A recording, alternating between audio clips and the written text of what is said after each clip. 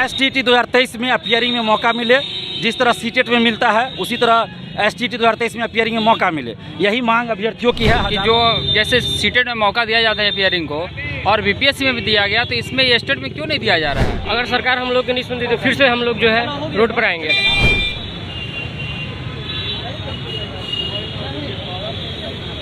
तो ये दोहरा चरित्र हम लोग के साथ क्यों अपनाया जा रहा है, सिर्फ मगध यूनिवर्सिटी का स्टूडेंट के साथ और पाटलिपुत्र यूनिवर्सिटी का स्टूडेंट के साथ? अगर सरकार हमारी आवाज़ नहीं सुनेंगे तो हमारे आदेशानुसार जितने छात्र हैं हम लोग अनशन पर बैठ जाएंगे। राजधानी पटना में बीएड अभ्यर्थी गांधी मैदान से लेकर शिक्षा विभाग तक पैदल मार्च कर रहे थे अपनी मांगों को लेकर, लेकिन बीच में ही प्रशासन के द्वारा उन्हें रोक दिया जाता है। दरअसल इन तमाम बीएड अभ्यर्थियों की मांग है कि जिस तरह सीटेट में अपीयरिंग स्टूडेंट को मौका दिया जाता है उसी तरह स्टेट में भी अपीयरिंग स्टूडेंट को मौका दिया जाए। सीटेट साल में 2 बार आता है, लेकिन स्टेट जो 2023 की बहाली होगी, जिस तरह फॉर्म भरा जा रहा है उसमें बीएड अपीयरिंग को भी मौका दिया जाए। और यह स्टेट जो आया है उसमें कई विषयों के लिए 2011 के बाद तो कई विषयों के लिए 2019 के बाद मौका मिला है, इसके बाद ना जाने कब मौका मिले। इसीलिए हम लोगों की मांग है कि अपीयरिंग स्टूडेंट को भी मौका दिया जाए, जो बीएड कर रहे हैं या जिनका बीएड कंप्लीट हो चुका है उनको भी मौका दिया जाए। बहरहाल प्रशासन के द्वारा इन तमाम अभ्यर्थियों को रोक दिया गया है और कुछ अभ्यर्थियों को प्रशासन खुद अपने साथ शिक्षा विभाग लेकर गई है। अब आगे बात साफ होगी कि शिक्षा विभाग उन तमाम अभ्यर्थियों से मुलाकात के बाद क्या कुछ पहल करती है, सरकार क्या कुछ निर्णय लेती है। बहरहाल जो प्रदर्शन कर रहे थे अभ्यर्थी, उन लोगों ने क्या कुछ बातें कही अपनी मांग को लेकर, सुनिए आप। इस मांग को लेकर देखिए, एसटीईटी 2023 में अपीयरिंग में मौका मिले, जिस तरह सीटेट में मिलता है उसी तरह एसटीईटी 2023 में अपीयरिंग में मौका मिले, यही मांग अभ्यर्थियों की है। हज़ारों अभ्यर्थी है जिनका रिजल्ट आ गया तो मार्कशीट नहीं आया, मार्कशीट आया तो सर्टिफिकेट नहीं मिला है। और सीटेट साल में 2 बार होता है, उसमें अपीयरिंग में मौका मिलता है। और एसटीईटी 2011 के बाद कुछ सब्जेक्ट्स के लिए, कुछ के लिए 19 के बाद आया है। तो अभ्यर्थियों की मांग है कि जो व्यवस्था सीटेट में वही एसटीईटी 2023 में किया जाए, ताकि इन लोगों को मौका मिले एसटीईटी का फॉर्म भरने का। पैदल मार्च निकाले थे? जी बिल्कुल, गांधी मैदान से हम लोग को इनकम टैक्स गोलम पर प्रशासन के द्वारा रोक दिया गया और ज्ञापन लिया गया और 3 लोगों को मिलवाया जाएगा शिक्षा विभाग के सचिव से। वो लोग जा रहे हैं, जो एसटीईटी के जो संघ के लोग हैं वो लोग जा रहे हैं, प्रशासन के द्वारा उन लोगों को लिया जा रहा है मिलाने के लिए शिक्षा विभाग। क्या कुछ समस्या हो रही है हम लोग को मुख्य मांग यही है और मुख्य समस्या भी ये है कि जो जैसे सीटेट में मौका दिया जाता है अपीयरिंग को और बीपीएससी में भी दिया गया, तो इसमें ये स्टेट में क्यों नहीं दिया जा रहा है? हम लोग एलिजिबल है, हम लोग के एग्ज़ाम हो चुका है सेकेंड ईयर का, 10 दिन में रिजल्ट आ जाएगा। अगर रिजल्ट नहीं दे रहा है तो ये यूनिवर्सिटी का ये दिक्कत है, उसकी गलती है। तो ये दोहरा चरित्र हम लोग के साथ क्यों अपनाया जा रहा है, सिर्फ मगध यूनिवर्सिटी का स्टूडेंट के साथ और पाटलिपुत्र यूनिवर्सिटी का स्टूडेंट के साथ?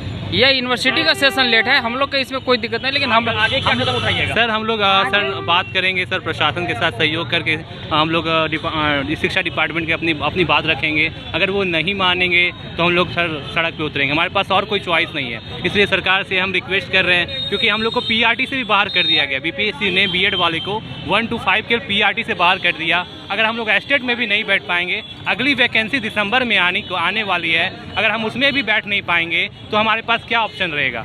हमारी आजीविका पे ऊपर संकट आ गया।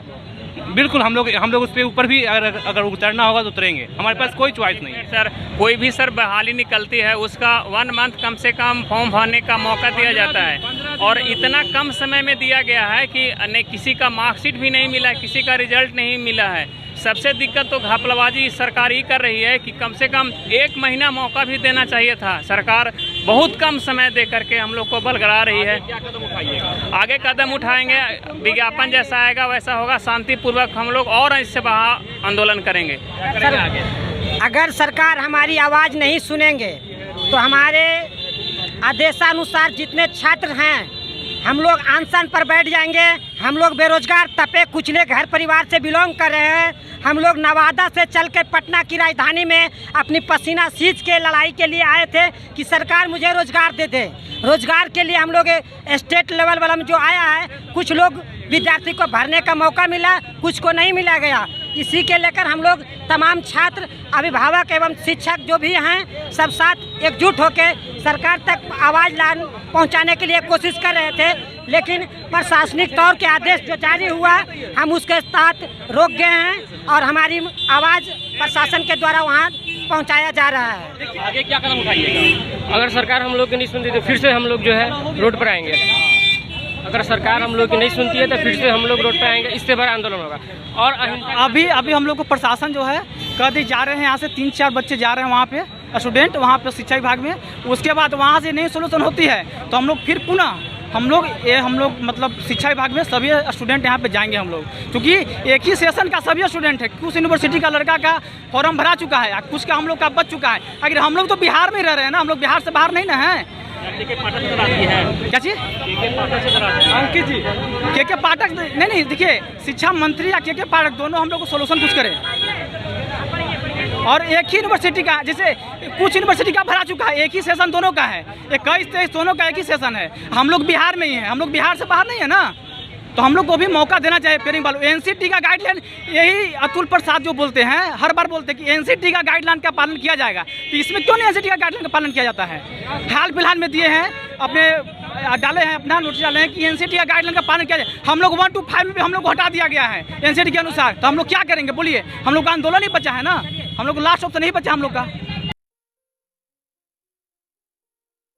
ये लो मुंह मीठा करो, आज मैंने अपना जॉब छोड़ दिया, अब हम पूर्णिया वापस जाएंगे। जॉब छोड़ दिया है?